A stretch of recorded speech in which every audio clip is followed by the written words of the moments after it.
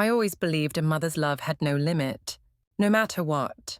Through tantrums, through betrayal, even through silence. But I was wrong. There comes a point where love must step aside, so dignity can take its place.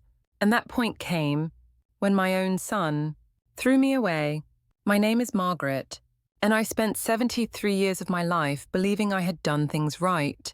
I raised my son, Eric, alone after his father died, worked 2 jobs, gave up vacations, new clothes, even my own retirement plans, just so he could have a chance at a future. I thought that made me a good mother.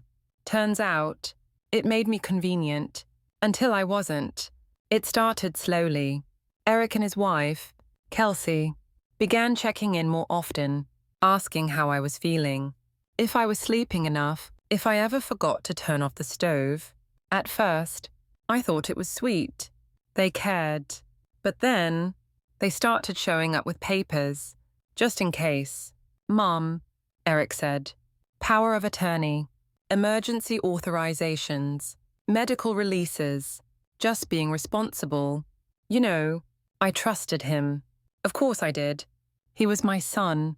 So I signed, not realizing I had just handed him the keys to bury me before I was even gone. A month later, they took me to lunch at a place way too far from town. Said it was new. Turns out, it wasn't a restaurant. It was the front lobby of a nursing facility. Just to check it out. Kelsey smiled, her fake nice voice already cracking. But I knew, the moment they took my handbag from me, the moment the door clicked behind us, I knew they weren't visiting. They were leaving me. And they did, just like that.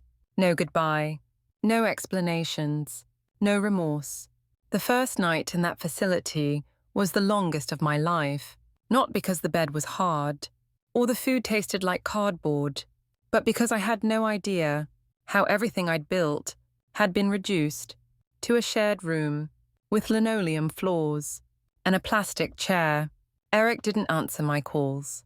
Kelsey sent one text, "Please don't make this harder than it has to be." I stared at those words for hours. Harder than what? Being discarded, being treated like an expired warranty. It was Nurse Janice who saved me. Middle-aged, sharp eyes, didn't smile much.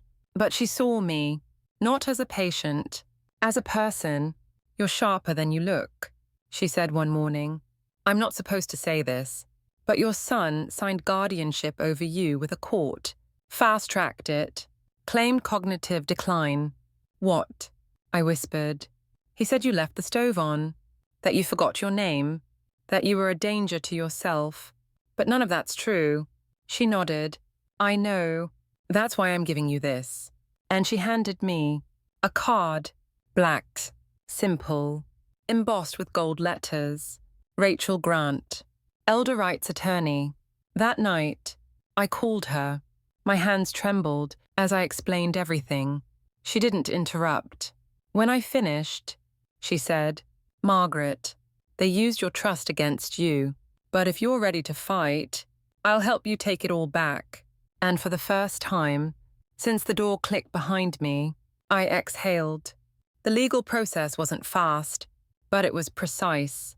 Rachel requested my medical files, ordered an independent cognitive evaluation, pulled county court records, and what she found was stunning.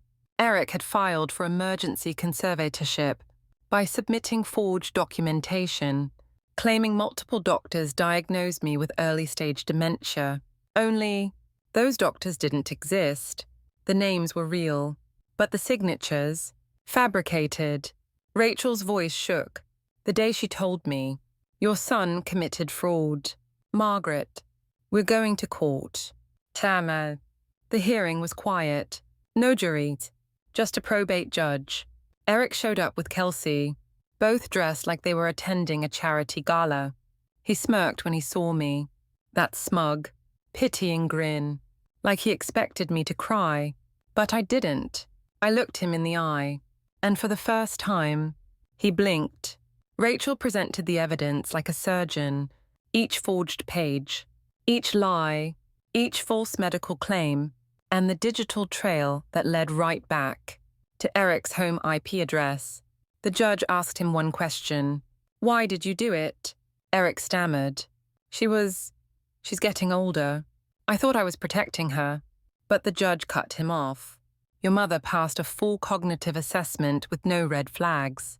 You committed elder fraud, and she is restored to full legal authority over her estate immediately." I didn't cheer. I didn't cry. I just sat there and felt my spine grow straight again. Rachel walked me out of that courthouse like a general escorting a survivor. People stared. Eric didn't. He couldn't. Kelsey pulled at his arm, whispering something sharp, and they both disappeared into the parking lot without another word. But I wasn't interested in revenge. Not yet. What I wanted was control. So I made 3 phone calls that same week. One to my bank, one to my real estate agent, and one to a moving company. I sold the house, not out of spite, but because I refused to let my memories rot in the walls that now smelled of betrayal. And with the proceeds, I bought a new place, not across town, not in another city. No, I bought the house, right next door, to Eric and Kelsey. The first day I moved in, Kelsey saw me unloading boxes. Her mouth opened, but no words came out. I gave her a small wave, polite, like nothing had happened. Inside, I was steel. I didn't need to yell, didn't need to threaten. I just existed, quietly, legally, and that was enough. At first, they ignored me, blinds closed, heads turned. Then came the passive-aggressive letters. No parking on the shared curb. Please trim your hedges. Noise complaint. TV too loud at 7. Hot 45 p.m. I saved them all. Printed, dated, filed, because spite doesn't scare me. Silence does. And I was done staying silent. Liam, my grandson, started stopping by. At first, just to return a soccer ball that accidentally landed in my yard. Then for cookies, then for homework help. Until one day, he just sat at my kitchen table and said, "Grandma, Mom says you're dangerous, but you don't seem dangerous." I smiled, poured him some cocoa, and said, "Sweetheart, the truth isn't dangerous, but people who are scared of it usually are." He didn't ask any more questions, but he came back the next day, and the next, until visits became dinners. Dinners became overnights, and slowly, Liam stopped calling their house home. Eric was unraveling. His business was failing. Word had spread about the fraud case. Clients backed out. Old friends stopped answering his calls. Kelsey grew colder by the day. No more matching outfits. No more perfect family barbecues. She stopped wearing her wedding ring. And one day, she simply left, packed 2 suitcases, called an Uber, didn't even say goodbye to Liam, just whispered to Eric, "You broke everything," and walked out of his life, like he was dust. Eric didn't leave the house for days. Then, one night, a storm rolled in, thunder cracking like gunshots, rain slashing sideways. I saw his porch light flicker on, his silhouette in the window, a flash of movement. But the next morning, the house was quiet. No car, no Eric, just Liam, standing on my doorstep with his backpack, soaked to the bone. "Dad's gone," he said. I opened the door. "Then come inside. Baby, you're home now." Liam moved in with me that same week. No custody battles, no paperwork. Eric had vanished, and Kelsey never looked back. I enrolled him in school, drove him to soccer practice, learned how to make those weird frozen waffles he liked. We built a rhythm, not perfect, but reals. At night, he'd sit by my side as I read my mystery novels. Sometimes he'd ask, "Do you think Dad's okay?" And I'd answer, "I hope so. But we can only carry people who want to walk with us." He never cried, not where I could see. But once, I found his notebook. On one page, he had drawn a house with 2 windows lit and 2 people sitting at a table. Just us. He'd labelled it, "My Real Home." The years rolled forward. Liam grew taller, smarter, kinder.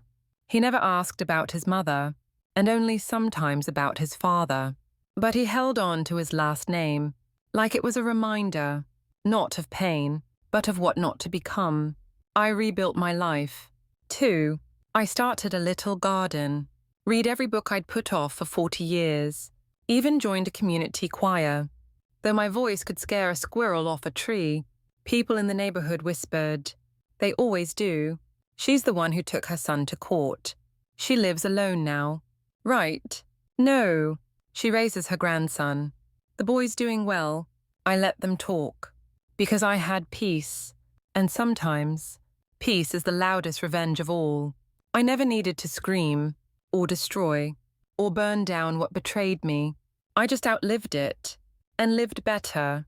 One rainy afternoon, I received a letter, no return address, no name, just a single sentence, on an old envelope. "I'm sorry." The handwriting was familiar, shaky, almost like it had forgotten how to write.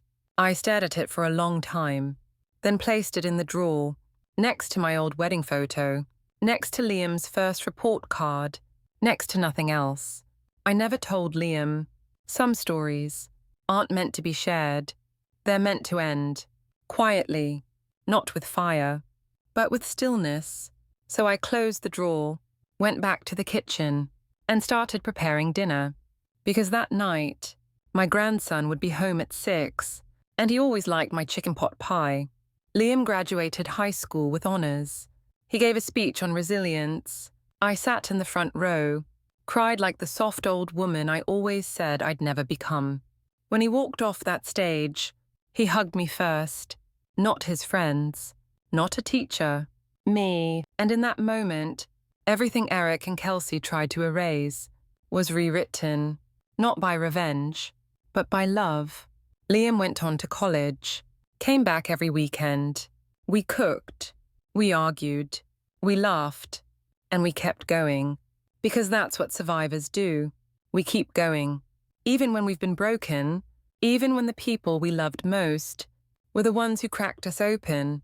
I don't know where Eric is. Maybe he found peace. Maybe he's still searching for something he threw away with his own hands. But me, I found mine. It wasn't in winning or proving a point. It was in the way Liam calls out from the other room, "Grandma, you want to watch something tonight?" And I say, "Sure, honey," but I get to pick. Because now, this is my house, my rules, my ending, and I wouldn't change a thing. I never raised my voice. I never raised my hand. I only raised myself, out of the place they buried me in. And that was enough. Not every revenge needs fire. Some just need a front porch light, a warm plate on the table, and the soft sound of a child who calls you home. If this story stayed with you, don't just walk away quietly. Like, share, subscribe, because sometimes the quietest voices carry the loudest truths.